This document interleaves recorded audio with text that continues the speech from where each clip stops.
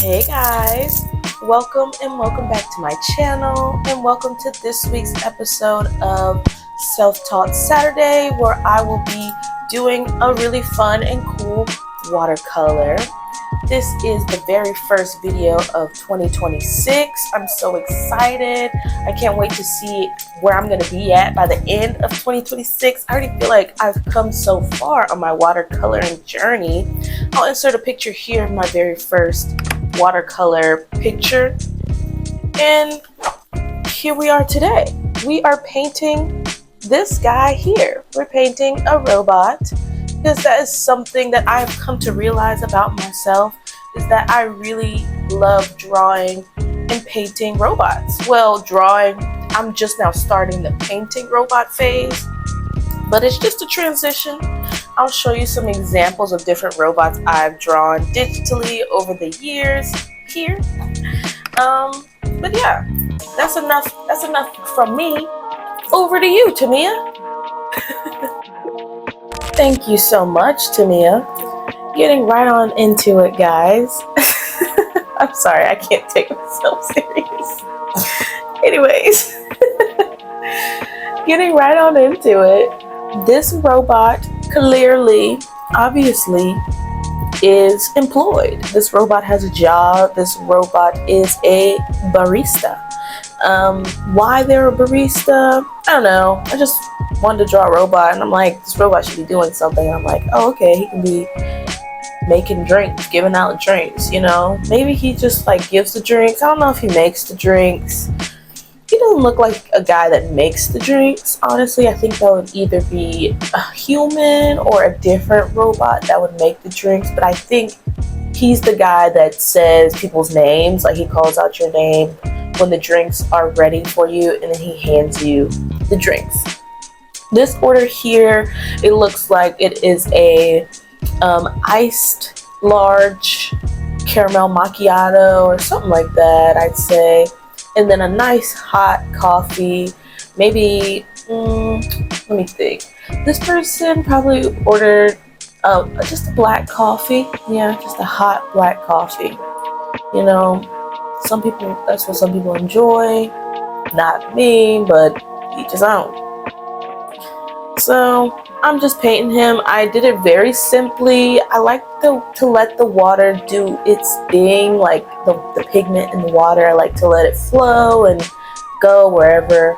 I really like the imperfections of it all. Like, it doesn't have to be neat or perfect for me.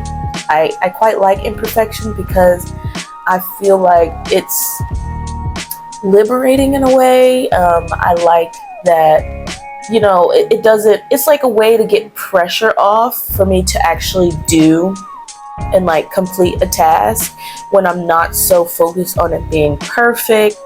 I just like to let the imperfections be and exist so that I can just focus on actually doing and working and kind of like getting that repetition in. And I feel like that's where my growth will occur, in the repetition. And also with how I decided to ink my sketch, I decided to try to go very like sketchy and like shaky and scratchy. I really like that look as well.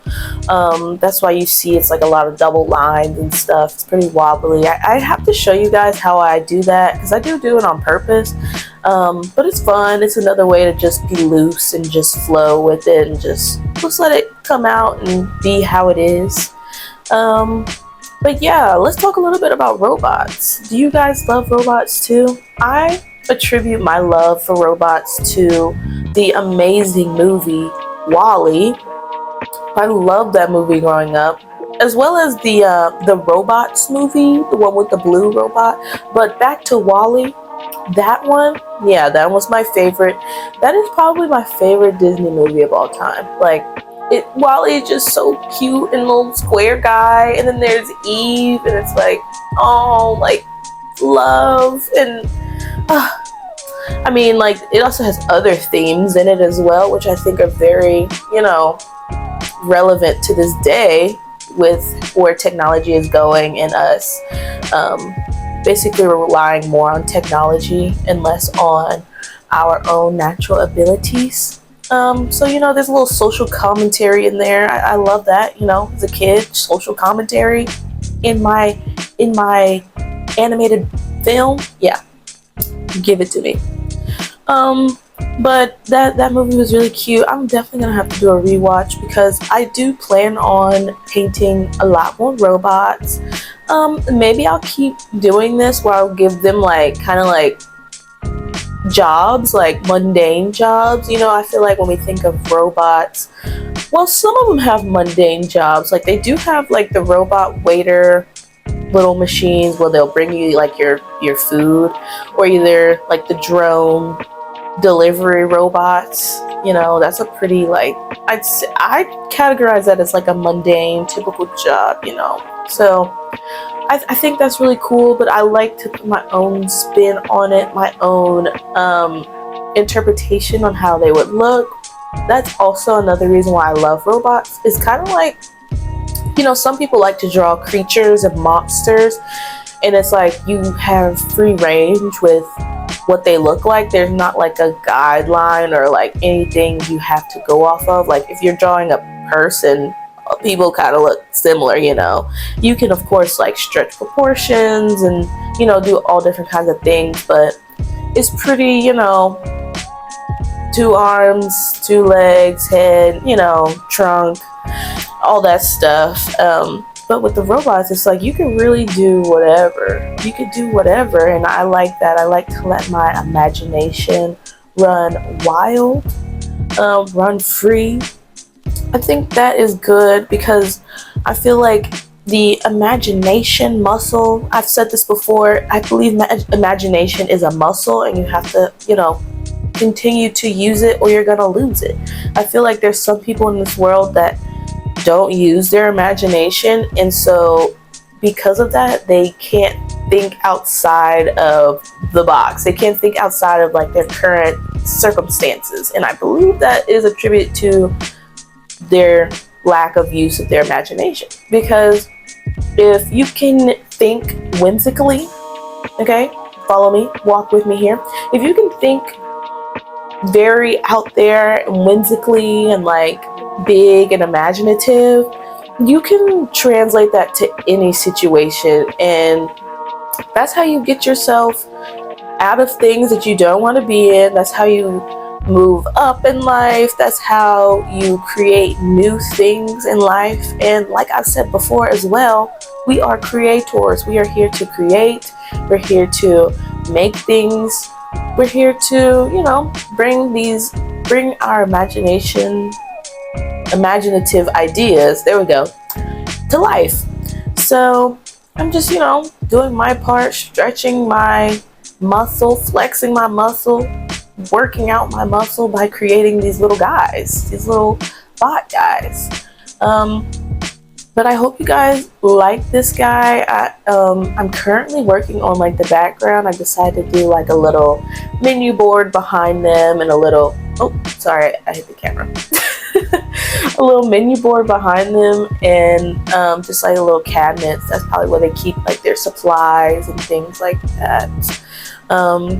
But yeah, I also, you can't really tell because it's squiggles. I tried to do little symbols and shapes for the menu board just to kind of insinuate that this is not here. This is not Earth or anything. This is probably a different place, maybe a different parallel universe type of situation. But yeah, I think that's why I did the little symbols like that. And I know I'm all over the place, but I just thought of this. But something else that I like to do to flex, use, stretch, work out my imagination muscle is making these videos and coming up with stories for these pictures, because a story is imagination. That's you using your imagination. That is, you just thinking and creating a life, creating a world on the fly, Well, I'm choosing to do it on the fly. I could sit here and think and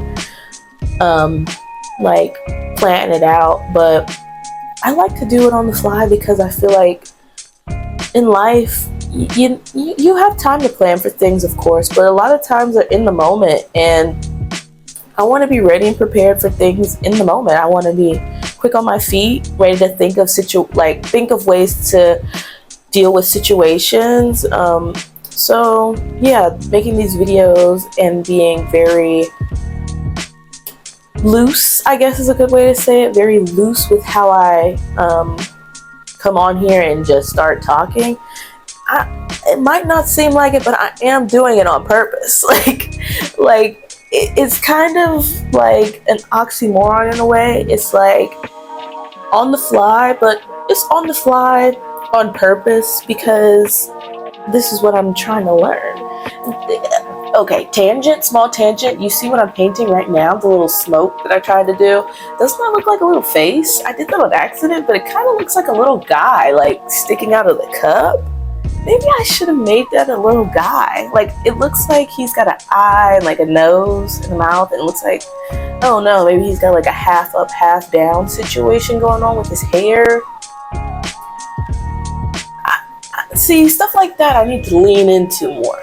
I'm glad I'm rewatching this because I did this a couple days ago, but I need to lean into stuff like that. That could have really like up the level of this story here, this robot story. But yeah, this is me just finishing up everything. In front of him is supposed to be like a counter, so I did try to lighten up that brown that I used in the back. It's like a reddish brown. I tried to go for like a reddish brown situation and then an orange background. And here is the final product, all dry, all done and complete. He's not perfect, but I love him. His name is Georgie. Just thought of that. I should have gave him a name tag. Okay, thanks for watching. I'll see you guys in the next one.